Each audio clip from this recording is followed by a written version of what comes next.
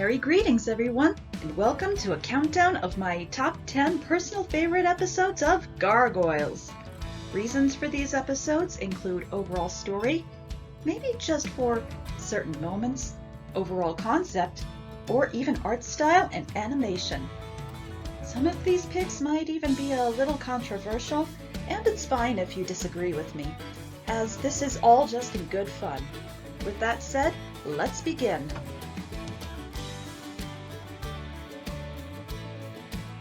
Number 10, A Bronx Tale. Part of the rather infamous Goliath Chronicles Season 3, I'll embarrassingly admit first that this season has been something of a guilty pleasure for me. But I get why fans didn't enjoy it as much as the first two seasons. Despite even this episode's flaws, it's mostly an innocent piece of fluff about a boy and his dog trope storyline, and shows why Bronx is maybe my third or fourth favorite character. Number 9, Seeing Isn't Believing, also part of Season 3. Long before the slave labor graphic comics, this episode was one of very few that actually explored Goliath and Elisa's romantic relationship, post the Hunter's Moon story arc. The animation was certainly different, yet all too familiar. Yet, it was just fun to see a couple of characters from the last season, or even acknowledge it properly, while most of Season 3 had a lot of continuity problems, or would even go into left field with it. But this was just another piece of fun fluff, and shows briefly why Goliath and Elisa can make a wonderful couple, though I only wish it was pushed a little bit more.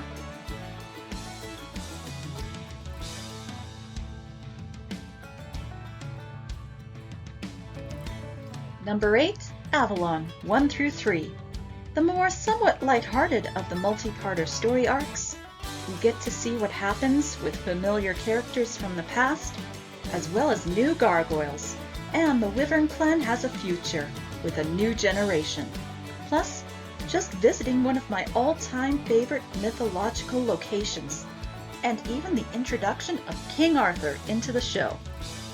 Up to that point in my life, I had only known about Arthur and Merlin from Disney's The Sword and the Stone, or they were referenced through many other cartoons, or I read about them more from kids' books about Arthurian stories, especially Merlin.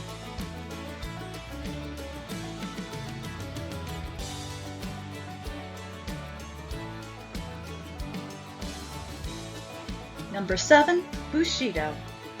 Now here, a pattern begins to emerge with me, as it's another episode where we meet a new clan of gargoyles, and one that may even set the best example of gargoyle and human coexistence.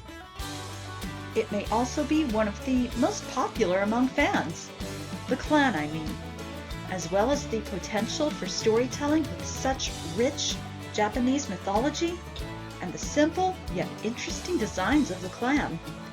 While not a perfect episode, it definitely shows the example that can be strived for a better world.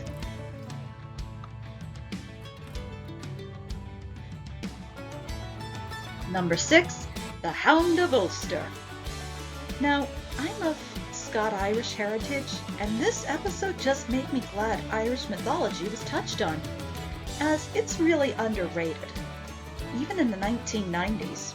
And Ireland should be known for more than just, well, leprechauns and St. Patrick. Its mythology is rich, and has gained a little more recognition today, but there is still a lot to tell. Aside from the introduction of the hero Cuchulainn and the Banshee, it's another Bronx-centric episode, though there are reasons it's higher on this list than the last one. Number 5, The Green. Again, we get to meet a new clan of gargoyles, but a rather small one. But one with an individual with one of the more unique designs I've ever seen. Zafiro. Serpentine-like with feathered wings, much like the Mesoamerican deity Quetzalcoatl. While I also deeply admire the message of protecting the rainforest and its resources, which was a rather common theme in the 1990s, it's even more important today. But I will say Gargoyles seem to do a much better job at delivering such a message, even more so than most episodes of the rather campy yet rather enjoyable Captain Planet series at the time, which I also watched in the 1990s. Number 4, MIA, an episode that has a lot going for it. A visit to iconic London, which I really hope to see someday.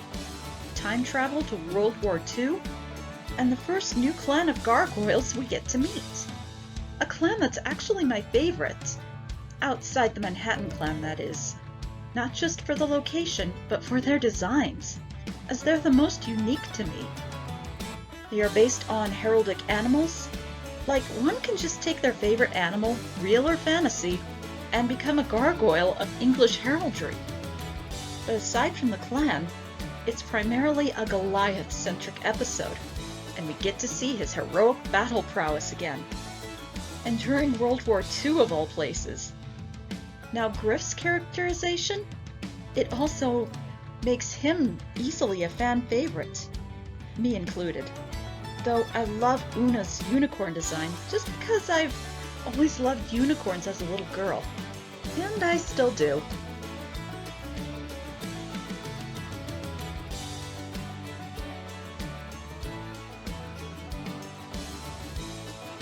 Number 3, Shadows of the Past. Another Goliath-centric episode, and the first destination of the Avalon World Tour.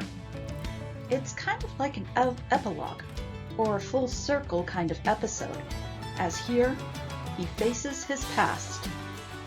I actually got chills the first time I saw this, being a kind of ghost story, and maybe this is even one of the few times I come close to watching anything based on the paranormal horror genre.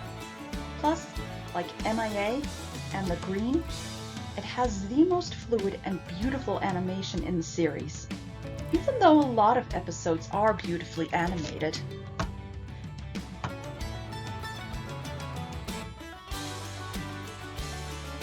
Number 2, High Noon. And despite having a Western-sounding title, it's more of a guessing game thriller. While this takes place after a rather intense multi-part story arc, like a kind of epilogue to it, it's still a self-contained episode. While we again get to see some, tertiary characters again, it's an Elisa-centric episode, and it shows her strength and determination. And why she's one of my favorite female characters ever as a great role model. Plus, seeing Damona's transformation from human to gargoyle and back again is somehow fascinatingly badass, despite how painful it obviously is. Plus, there are just so many twists and turns, and shows the theme of how not everything is as it seems, and it just keeps you guessing. And finally, number 1, surprise, surprise, The Mirror.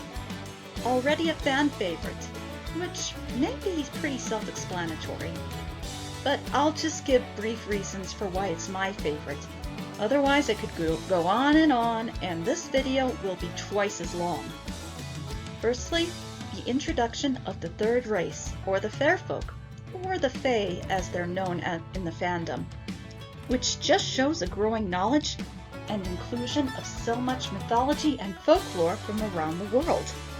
The introduction of Puck, who even deepens the show's Shakespearean inspirations, and who is voiced by Brent Spiner, who played my favorite character, Commander Data, on Star Trek The Next Generation, which, funnily enough, further deepens the connection and my love of the two shows. And then, there's the love triangle between Goliath, Damona, and Elisa, which just becomes even more complicated when Elisa is turned into a gargoyle, which was really pretty.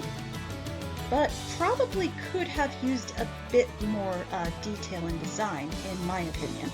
But still a really good design. And then the gargoyles into humans, and all the topsy-turvy shenanigans. And of course the artwork and animation, which is all so impressively fluid, graceful, and detailed. Well, there you have it, my top 10 favorite episodes of Gargoyles. Not all are masterpieces, I admit, yet I still find them all enjoyable, even to this day. So tell me, what are your top 10 favorite episodes, and why? Would you like to see more countdown videos like this? Please let me know in the comments below. I have a few ideas. Plus, leave a like, comment, and subscribe. Until next time, stay inspired!